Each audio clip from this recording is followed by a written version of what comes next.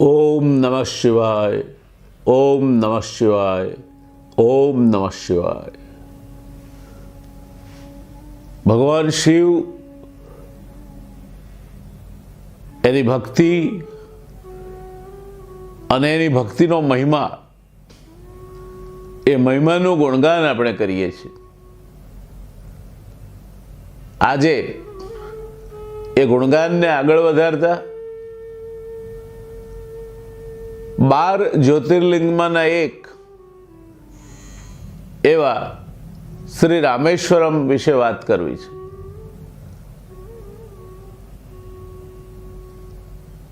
બાર જ્યોતિર્લિંગ કયા?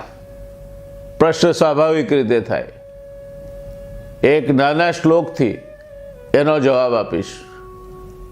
સૌરાષ્ટ્રે સોમનાથમ ચ શ્રીશૈલે મલ્લિકાર્જુનમ ઉજ્જયીનામ મહાકાલૌ ઓમકારમ અમલેશ્વરમ પરલ્ય વૈજનાથમ ચ ડાકિન્ય ભીમશંકરમ સેતુવંદે તુ રામેશમ નાગેશમ દારુકાવને વારાણસ્ય તુ વિશ્વેશમ ત્રંબકમ ગૌતમી તટે હિમાલયે તુ કેદારમ દૃષ્મેશમ તુ શિવાલયે એતાની દ્વાદશ નામાની સાયં પ્રાતઃ પઠેન્નર સપ્તજન્મ કૃતમ પાપમ સ્મરણેન વિનશ્યતિ. જેના સ્મરણ માત્રથી 7 જન્મના પાપ બળીને ભસ્મ થઈ જાય. એ જ્યાં ભગવાન શિવ સ્વયં તેજપુંજ રૂપે વસી રહ્યા છે એવા 12 જ્યોતિર્લિંગોમાંનું એક એટલે ચેન્નાઈની નજીક દક્ષિણ ભારતમાં આવેલું રામેશ્વરમ. બાજુમાં જ ધનુષકોડી છે, જ્યાં ભગવાને લંકા જવા માટેનો પુલની રચના કરાવી હતી અને પરત આવ્યા બાદ પોતાના ધનુષથી એ પુલને ધ્વસ્ત કરી નાખ્યો હતો. ભગવાન લંકા પર વિજય કરે છે અને વિજયી બનીને પરત ફરે છે ત્યારે પુલત્સ્ય વંશના રાવણ એનો વધ કરીને બ્રહ્મ હત્યાનું પોતાને જે પાપ લાગ્યું છે એના પ્રાયશ્ચિત રૂપે એમના આરાધ્ય દેવ ભગવાન શિવની આરાધના કરીને એ પ્રાયશ્ચિત કરવા માંગે છે.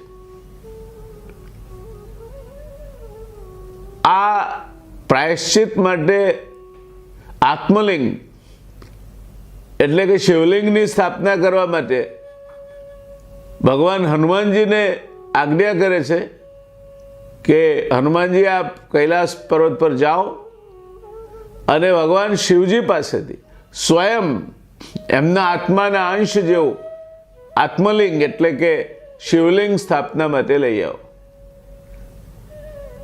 હનુમાનજીના માટે તો ખુશીનો પાર ન રહ્યો. ભગવાન શ્રીરામે એમને આવું મહત્વનું કામ બતાવ્યું એટલે આકાશ માર્ગે પવનપુત્ર તો ઉડ્યા કૈલાસ પર્વત પર પહોંચ્યા. પણ ત્યાં જોયું તો શિવ એ વખતે કૈલાસ પર હાજર નહોતા.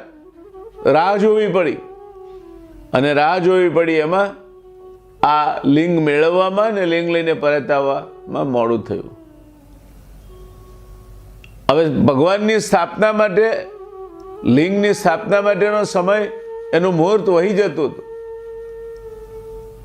મા સીતા માતાનો આગ્રહ હતો કે આ મુહૂર્ત પ્રમાણે જ ભગવાનના લિંગની સ્થાપના થવી જોઈએ. એટલે એમણે માટીમાંથી વેળુમાંથી લિંગ બનાવ્યું અને સમય અનુસાર એની સ્થાપના કરી એની પૂજા કરવા માટે ભગવાન રામચંદ્રજીને વિનંતી કરી. ભગવાન રામચંદ્રજી આ માટે આગળ વધે તેટલામાં જ એમણે જોયું આકાશ માર્ગેથી હનુમાનજી આવી રહ્યા છે. હનુમાનજીએ જોયું કે પોતે લિંગ લઈ આવવામાં મોડા પડ્યા. એમાં અહીંયા મા સીતાનું બનાવેલું વેળુનું લિંગ, એ લિંગ સ્થાપના માટે પૂજા માટે તૈયાર થઈ ગયું છે. હનુમાનજીને ખૂબ નિરાશા થઈ.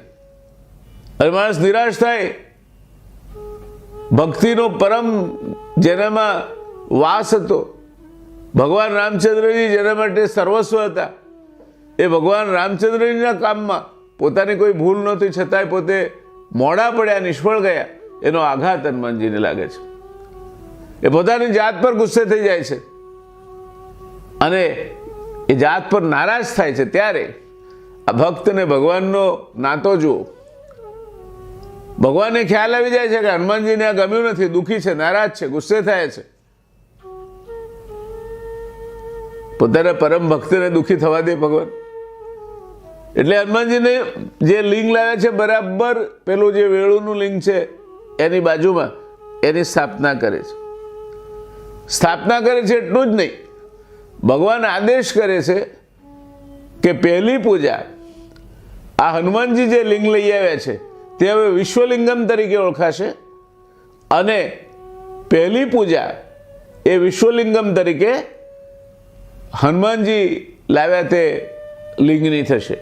ત્યાર પછી જ જે વિધિવત જેની સ્થાપના ભગવાન રામચંદ્રજીએ કરી છે અને જે હવે પછી આપણે રામલિંગમ તરીકે જેને ઓળખવાના છે એ લિંગની સ્થાપના વિધિવત થઈ છે. વિશ્વલિંગમની પૂજા થાય ત્યાર પછી રામલિંગમની પણ પૂજા અર્ચના અને જે કંઈ વિધિ ભક્તિ કરવાની હોય તે થશે. આ વિશ્વલિંગમ હનુમાનજી લઈ આવ્યા તે કૈલાસ પર્વત પરથી. રામલિંગમ સીતા માતાએ જે સમય જાળવવા માટે, મુહૂર્ત જાળવવા માટે વેળુમાંથી બનાવ્યા ભગવાન, અને જેમાં જેની પ્રાણ પ્રતિષ્ઠા થઈ તે, અને એની બાજુમાં રાવણના ભાઈ વિભીષણે, એ પણ ભગવાન શંકરનો ઉપાસક હતો, ભક્ત હતો. એણે સ્ફટિકનું લિંગ મૂક્યું જે સ્ફટિક લિંગમ તરીકે ઓળખાય છે. આમ 3 લિંગ ત્યાં થયા: વિશ્વલિંગમ, રામલિંગમ અને સ્ફટિક લિંગમ. આમાં મૂળ લિંગ જે છે તે, જેની સ્થાપના સ્વયં ભગવાન નારાયણના હાથે થઈ, એ લિંગ તે જ્યોતિર્લિંગ ગણાય છે અને એની પૂજાનું આગવું ફળ છે. માન્યતા એવી છે કે બધા જ આપણે ધામોની યાત્રા કરી લઈએ, કાશીમાં બાબા વિશ્વનાથના દર્શન કરીએ, ગંગોત્રીની યાત્રા પણ કરીએ, તો ત્યાંથી લાવેલું ગંગાજળ જ્યારે અહીંયા ભગવાનની પૂજા માટે એને ચડાવાય ત્યારે જ આ ચારધામ યાત્રાની સમાપ્તિ થાય છે. ત્યાં સુધી ચારધામ યાત્રાની સમાપ્તિ થયેલી ગણાતી નથી. આ રામેશ્વરમ, જ્યાં ભગવાન શંકર રામલિંગમ તરીકે વિરાજમાન છે, જ્યાં લિંગ મા સીતાના હાથે મુહૂર્ત જાળવવા માટે રેતીમાંથી બન્યું છે, એ રામેશ્વરમ એ બીજી રીતે જોઈએ તો આપણા દેશને જે મિસાઇલ યુગમાં લઈ ગયા તે ડૉક્ટર અબ્દુલ કલામનું પણ જન્મસ્થળ છે, એમનું વતન છે. રામ અને રહીમનો કેવો સુમેળ થાય છે જુઓ. ડૉક્ટર અબ્દુલ કલામ પ્રખર રાષ્ટ્રભક્ત, એક ઉચ્ચ કક્ષાના બૌદ્ધિક, મિસાઇલ ટેકનોલોજીના સર્વોત્કૃષ્ટ જ્ઞાતા, અને આ દેશને મિસાઇલ યુગમાં લઈ જવાનું માન આપણે જેમને આપીએ છીએ તે ડૉક્ટર અબ્દુલ કલામનું પણ આ વતન છે, એમનું આ જન્મસ્થળ છે. આમ એક બાજુ નારાયણ સ્વયં ભગવાનની સ્થાપના કરે છે. આ એક જ એવી જગ્યા છે કે જ્યાં ભગવાન નારાયણે ભગવાન શિવના લિંગની સ્થાપના કરી હોય, એની પૂજા અર્ચના કરી હોય. બાકીના બધા જ્યોતિર્લિંગનો જુદો જુદો ઇતિહાસ છે, પણ પોતાને બ્રહ્મ હત્યાનું લાગેલું પાતક દૂર કરવા માટે સ્વયં નારાયણે અહીંયા સ્થાપના કરી છે. માટે હર અને હરિ બંનેનું અહીંયા અસ્તિત્વ છે એમ માનીને ચાલવામાં આવે છે. અને અન્ય કોઈ જગ્યાએ શિવને તુલસી ચડાવવી વર્જ છે, પણ રામેશ્વરમાં તુલસી ચડાવી શકાય છે. કારણ કે એના સ્થાપક જ, આ શિવલિંગના સ્થાપક જ સ્વયં ભગવાન વિષ્ણુ છે. તુલસી વિષ્ણુપ્રિયા કહેવાય છે, અને એટલે અહીંયા તુલસી ચડાવવા ઉપર કોઈ બાધ નથી. આ જ રીતે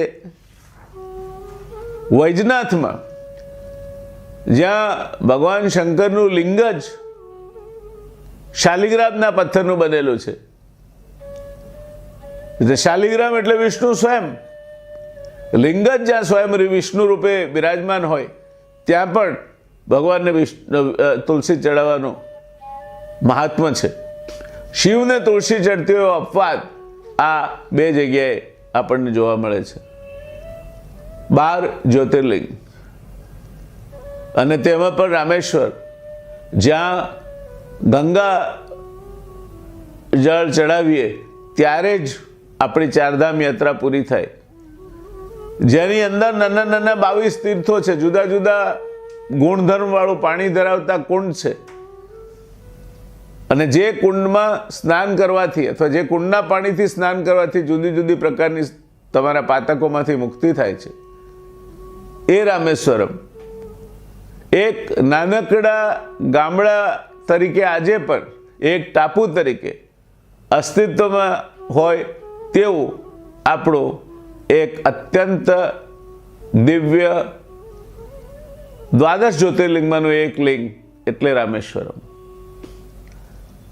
સ્વામી વિવેકાનંદજી આ સ્થળની મુલાકાતે આવ્યા હતા અને ત્યારે એમણે સભાને સંબોધતા કહેલું, ધર્મસભાને, કે તમે મંદિરમાં જાઓ, લિંગ સમક્ષ ઉભા રહીને ભગવાનની ભક્તિ કરો, મૂર્તિ સમક્ષ ઉભા રહીને ભગવાનની ભક્તિ કરો, પણ જ્યાં સુધી મન પવિત્ર નથી ત્યાં સુધી તમારી એ ભક્તિનો કોઈ અર્થ નથી. અને જો મન પવિત્ર છે તો જે મન હો ચંગા તો કથરોટ મેં ગંગા, તો કોઈ તીર્થસ્થાનમાં જવાની જરૂર નથી. તમારું મન પવિત્ર છે, સ્વયં ઈશ્વરનો એમાં વાસ થાય છે. અને એટલે એક જૂના ગાયનની પંક્તિ મને યાદ આવે છે, તેરે પૂજન को भगवान बना मन मंदिर आलेशान, तेरे पूजन को भगवान बना मन મંદિર આલેશાન. ભગવાનના પૂજન માટે મન પવિત્ર હોય, કોઈ વિકાર ન હોય, રાગ દ્વેષથી પર હોય, કોઈ પણ પ્રકારની ચિંતા કે કોઈ પણ પ્રકારનો ઉદ્વેગ ન હોય, એવું મન ઈશ્વરનું સૌથી મોટું નિવાસ સ્થાન છે. ઈશ્વરનું સૌથી મોટું જો કોઈ મંદિર હોય તો એ મન છે. માણસ સ્વયં ઈશ્વરનો અંશ છે અને એ મનમાં રહેતો માણસ, એ મનમાં રહેતો જીવ સ્વરૂપે રહેતો શિવ, એ મન પવિત્ર હોય તો જ જીવમાંથી શિવ તરફ ગતિ કરવાની જે પ્રક્રિયા છે તે થઈ શકે.